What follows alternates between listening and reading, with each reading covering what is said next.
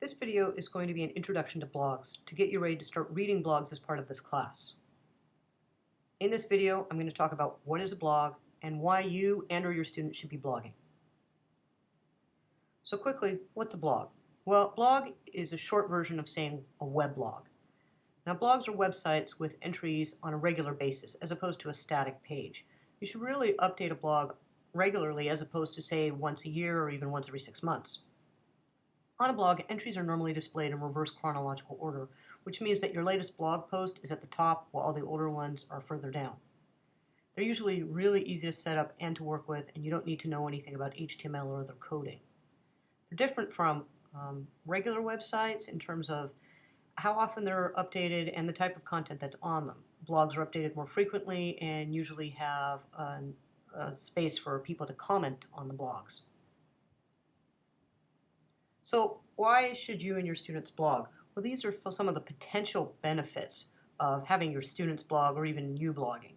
A blog can increase student engagement. They can provide active learning. They can provide an environment for peers to share with each other, students to collaborate and share ideas through blog posts and commenting. They can create an opportunity for multiple people to contribute to the same environment of blog posts. So, for example, the Gwen Center has a blog, and a number of members of our staff contribute to that blog. They can also act as a personal diary, as a place where you can reflect on your practice or what you've learned. Now, students can use blogs in a number of ways. They can be used as a personal learning space. They can use for collaboration, as I've already said. They can be used for e-portfolios.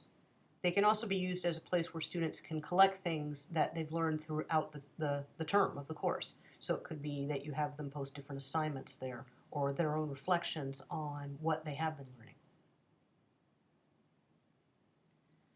As for instructors, you can use a blog to replace your standard class web page. By using a blog, it'll have an RSS feed so your students can subscribe to that and get updates to the site much easier than they could, say, to a regular web page where they have to keep checking to see if there's anything new.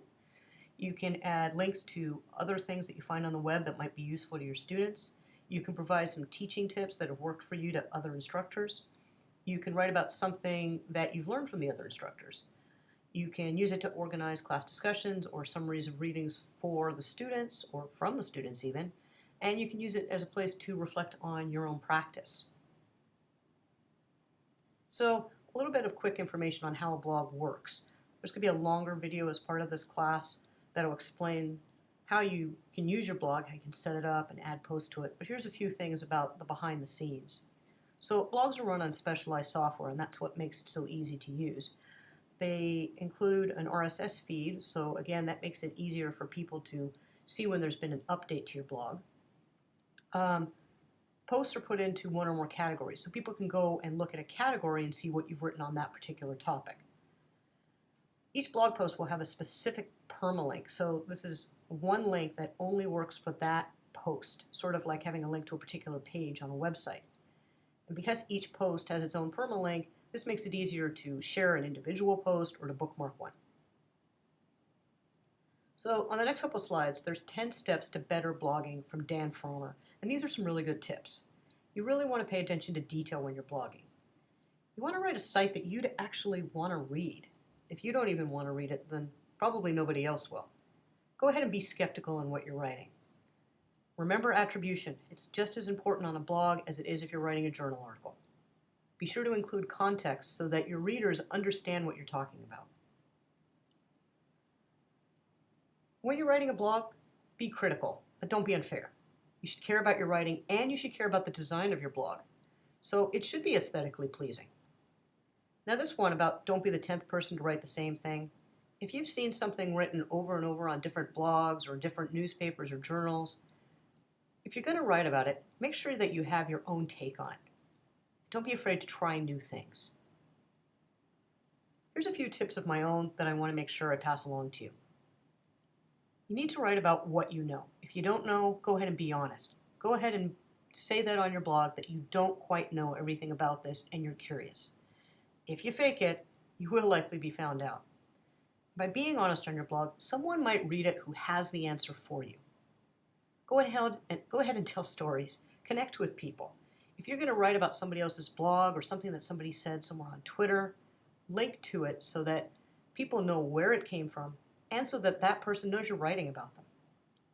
Make use of Creative Commons for pictures for your blog.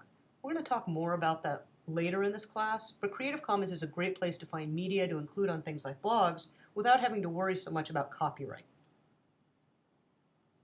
Here's a few more tips that I really want to draw your attention to. Never post anything that you wouldn't want your mother, your boss, or your grandchildren to see. That's how long it's going to be there. And this rings true not only for your blog, but really in an email. If you're going to mention your students or your colleagues on your blog, always be respectful. You can disagree, but be respectful. Never identify your students. If you're going to be critical about something that happened in a class, don't mention your students' names. Make sure that their identities are protected. If you want to link to a student's blog to share what they've written, that's probably okay because it's likely already public. But you might want to ask them anyway.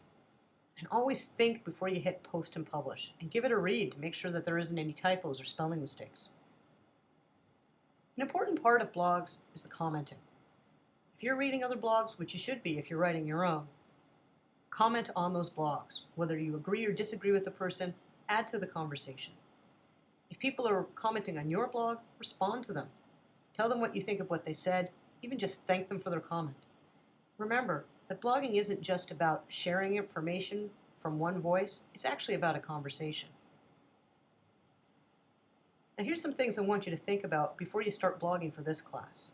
Why would you blog? What kind of content would you want to see on it? Is it going to be reflective? Is it going to be sharing resources? What about using blogs with your students? How can you see that as being useful? And since you're going to have a blog for this class, think about what do you want your blog to look like? What do you think your first post should be about? And what about future posts?